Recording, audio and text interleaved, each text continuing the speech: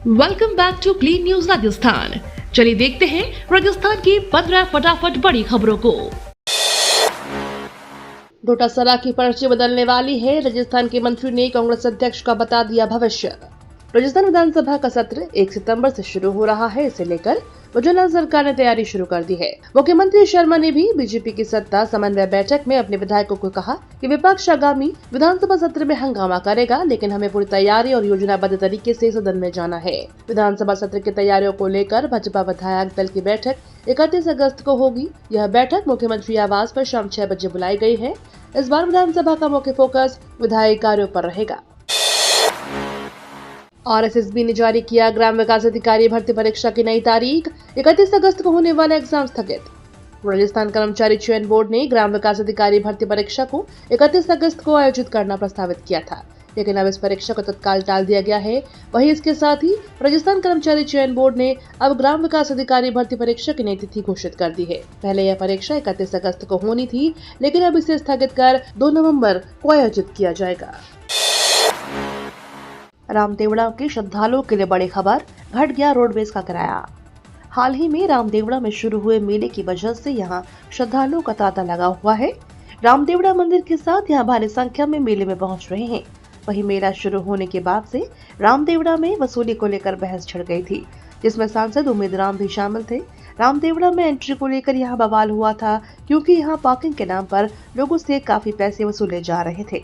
हालांकि इसमें पार्टी की नीलामी का मामला सामने आया था, लेकिन रामदेवड़ा के श्रद्धालुओं के लिए अब एक अच्छी खबर है। दरअसल रामदेवड़ा मेले को लेकर रोडवेज ने यात्रियों के लिए बड़ी सौगात दी है। इस बार श्रद्धालुओं की सुविधा को देखते हुए बस किराए में बड़ी कटौती की गई है।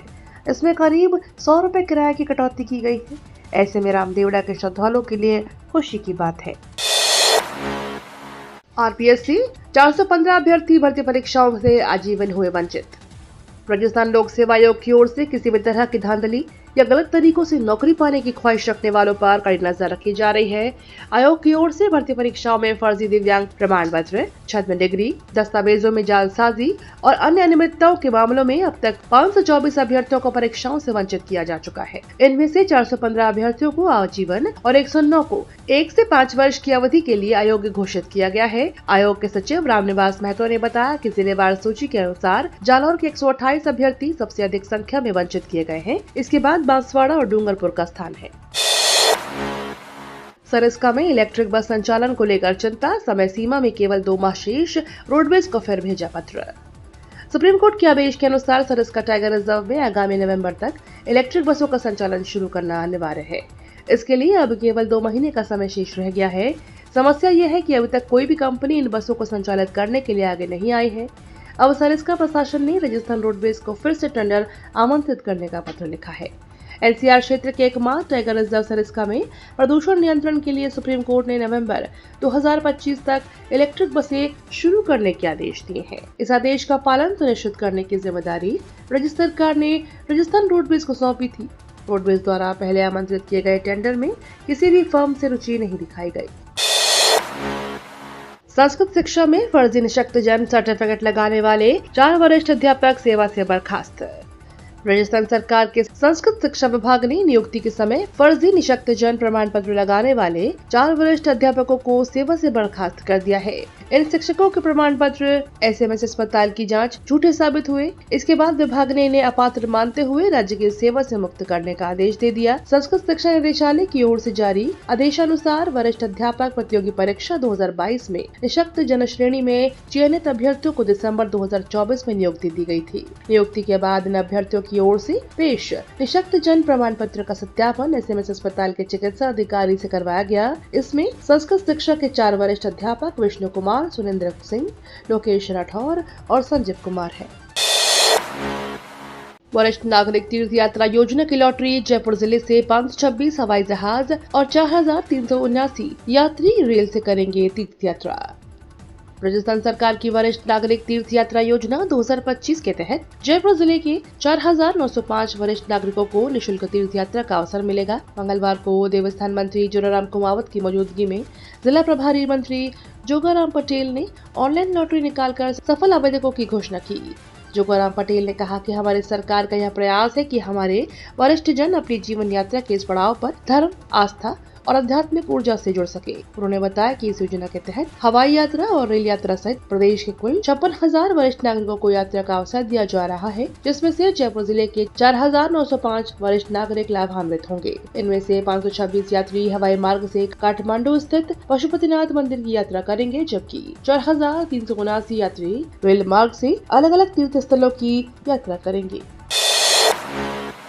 राजस्थान के 33 जिलों में बनेंगे क्रिकेट स्टेडियम, आरसीए ने किया बड़ा ऐलान।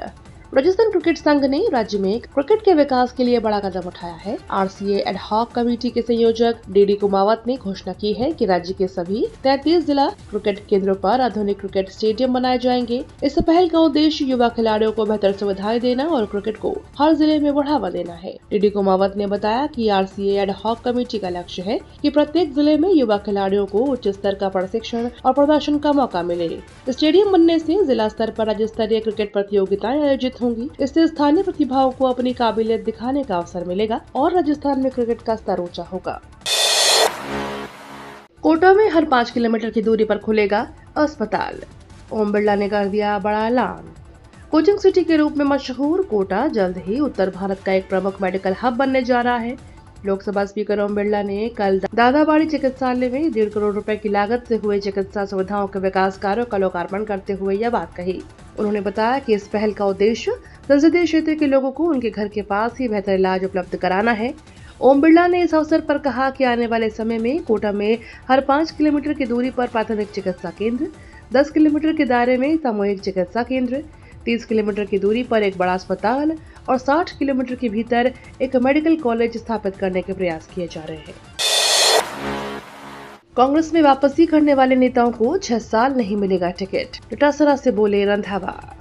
राजस्थान कांग्रेस के प्रभारी सुखजिंदर सिंह रंधावा के बयान के बाद प्रदेश कांग्रेस से निष्कासित नेताओं में खलबली मच गई है। रंधावा ने मंगलवार को जोधपुर एयरपोर्ट पर मीडिया से बातचीत करते हुए कहा कि जिन नेताओं ने फिर से कांग्रेस में वापसी की है उन्हें टिकट के बारे में नहीं सोचना चाहिए।